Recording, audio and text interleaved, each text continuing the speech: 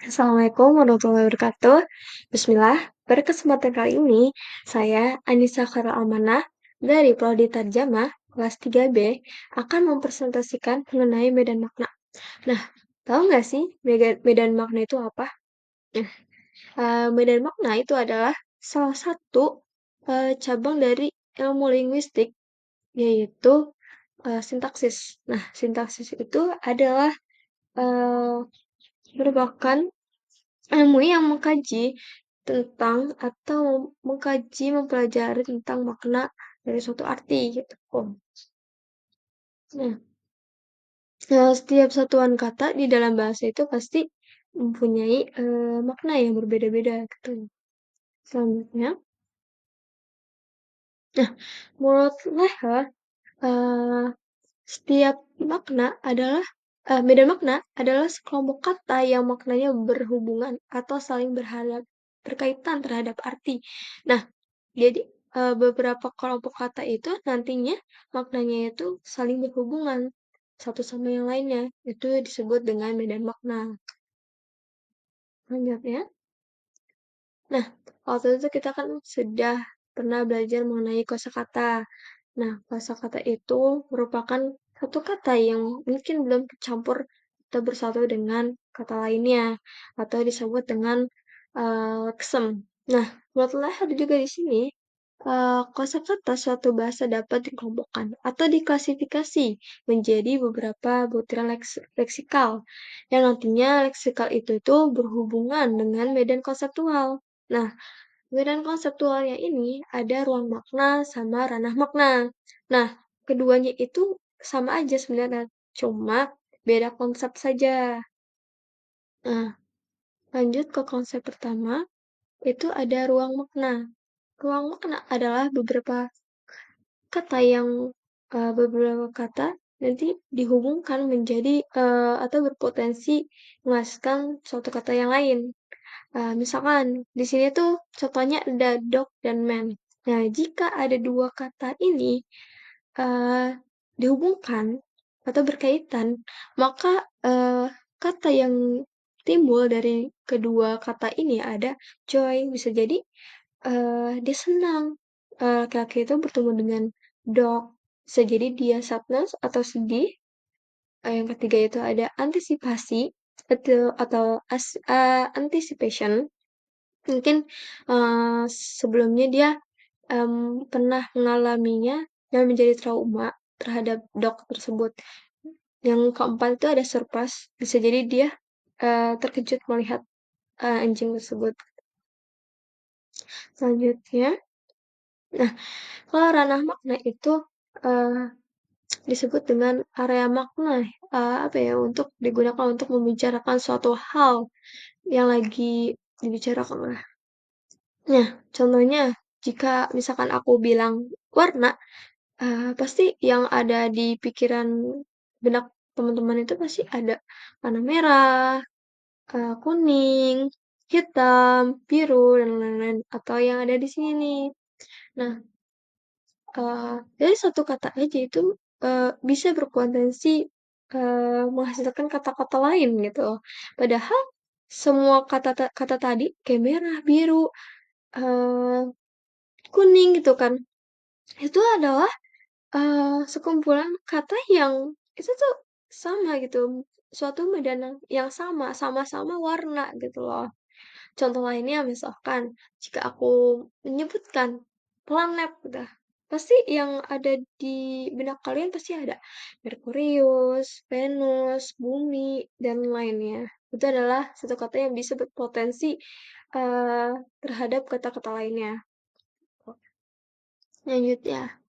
Nah, apa sih tujuan kita eee, menganalisa medan makna itu? Yang pertama itu mengumpulkan kata-kata yang berada dalam suatu medan makna tertentu. Misalkan, eee, kayak tadi, warna, ada merah, kuning, ijo. Nah, merah, kuning, ijo itu merupakan, beda kata, tapi, eee, di medan yang sama, di daerah yang sama, sama-sama kata gitu loh.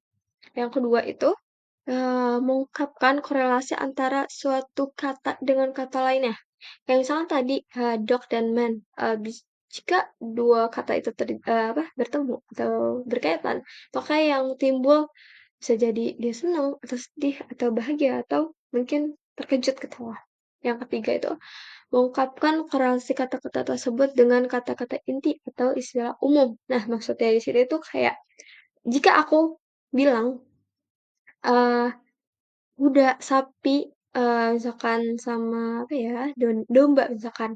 Nah, satu-satu itu adalah ketiganya itu merupakan satu kata khusus gitu loh, tiga-tiganya khusus, memiliki satu kata yang khusus, tapi ketiganya itu bisa kita alihkan ke kata-kata yang umum, misalkan kita menyebutnya tiga-tiganya adalah hewan. Jadi ya udah, dari kata umum ke khusus doang. Jadi semuanya tadi domba, kuda, sapi, itu tiga-tiganya adalah, hewan gitu loh. Selanjutnya, nah ada hubungan antar kelas. Nah, ada hubungannya satu kata dengan kata lainnya. Nah, untuk itu hubungan antar kelas ini akan dibahas. Ada 4. Pertama itu identitas, yang kedua itu inklusi, yang ketiga tumpang tindih, dan yang keempat tuh disjungsi. Oke, kita bahas satu-satu. Yang pertama itu ada identitas. Nah, identitas itu kelas A dan kelas B itu mempunyai anggota yang sama. Misalkan Umi atau Walidatun B-nya. Nah, dua-duanya itu sama-sama artinya tuh umi gitu atau ibu gitulah. Nah, mungkin kalau di bahasa Arab itu walidatun itu adalah untuk yang kata-kata yang lebih formal gitu. Kalau umi itu biasanya penggunaan kata-kata yang untuk sehari-hari gitu loh. Nah, yang selanjutnya ada inklusi. Nah, inklusi ini adalah jika kelas B itu secara keseluruhan masuk ke dalam kelas A. Nah, eee, kelas B-nya itu adalah pohon sama bunga, sajaratun atau zahratun. Nah, yang A itu nabatun. Nah, pohon dan bunga itu merupakan bagian dari tumbuhan, gitu. B merupakan keseluruhan, masuk ke dalam A. Tetapi, eee, A itu bukan masuk bisa jadi bukan termasuk ke B gitu loh, tumbuhan mungkin belum bisa jadi pohon gitu loh, bukan bagian dari itu. Tapi, eee, A itu mencakup daripada bunga dan pohon gitu. A itu ke B, B itu masuk ke dalam A itu belum tentu bisa jadi B gitu loh. Nah, yang ketiga itu ada tumpang tindih. Nah, maksudnya tumpang tindih itu apa? Nah, jika kelas A dan kelas B itu memiliki anggota yang sama, akan tetapi ada salah satunya itu mempunyai anggota yang tidak ditemukan pada anggota lainnya. Contohnya, misalnya kalbun, anjing yang A, yang B itu ada kalbun sayyid, atau anjing berburu. Nah, yang pertama itu ada kalbun anjing, yang kedua tuh kalbun said atau anjing berburu. Dua-duanya sama-sama apa ya, mengenai anjing gitu, tapi salah satunya tuh ada yang berbeda gitu loh, atau yang membedakan gitu. Nah, sama-sama anjing itu sama-sama di satu lingkup anjing misalkan.